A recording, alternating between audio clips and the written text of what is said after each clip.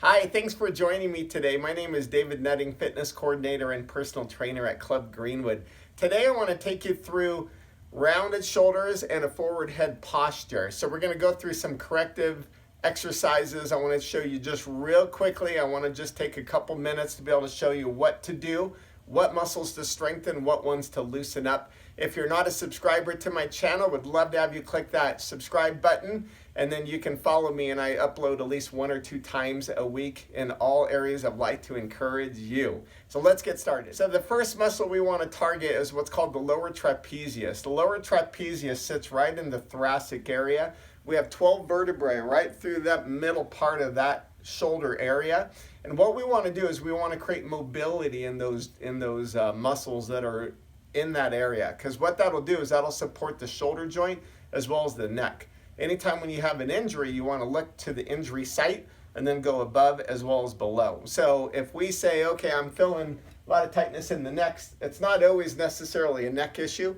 A lot of times it might be that mid-thoracic, that mid-shoulder area. So let me quickly show you where that muscle is, and then we're going to jump in right after that. If you see here the lower trapezius, the muscle fibers run down, and that's what the muscle does. It contracts down. The middle fibers, kind of seeing in the arrows, those are going to squeeze in, and then the upper traps are going to squeeze up.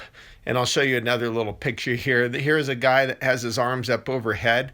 So when we come up into a Y movement, whether you're in a prone position like he is, or you're standing in a standing position, it's going to retract those shoulders back and down, and that's the muscle we really need to contract. Okay, so hopefully that made sense. The lower trapezius is the muscle that I was just showing you, and it's going to come down kind of in that V curve.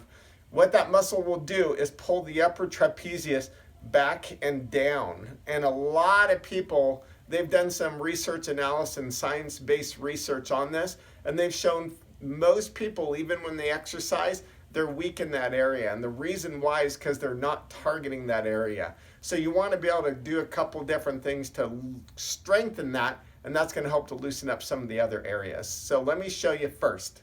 So first one, I want to show you real basic, and it's a wall slide. Head, shoulders, hips touching. I bring my feet a little bit away from the wall.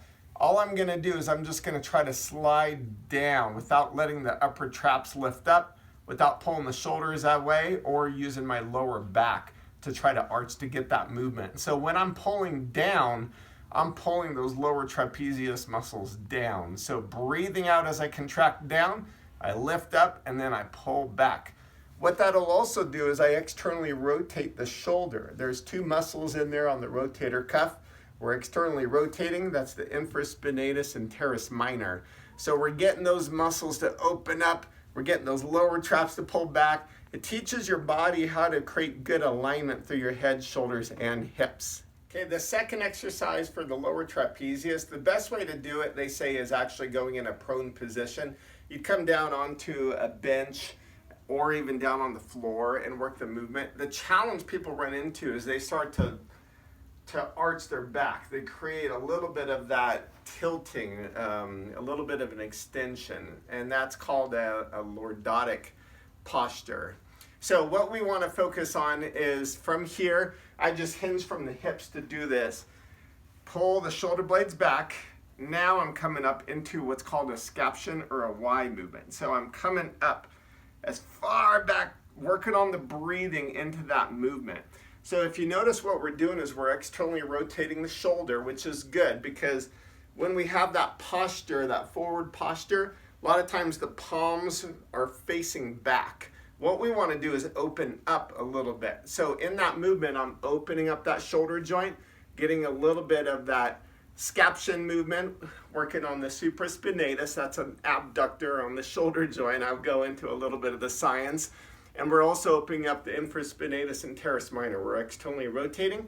Now I'm getting the lower traps. So I'm pulling back to get the upper traps to pull back. So those are 2 activation strengthening exercises. Now let's go into how you're going to loosen up. Okay, now let's work on the loosening part of things. And this one of the best things you can do, it's going to make a quick difference.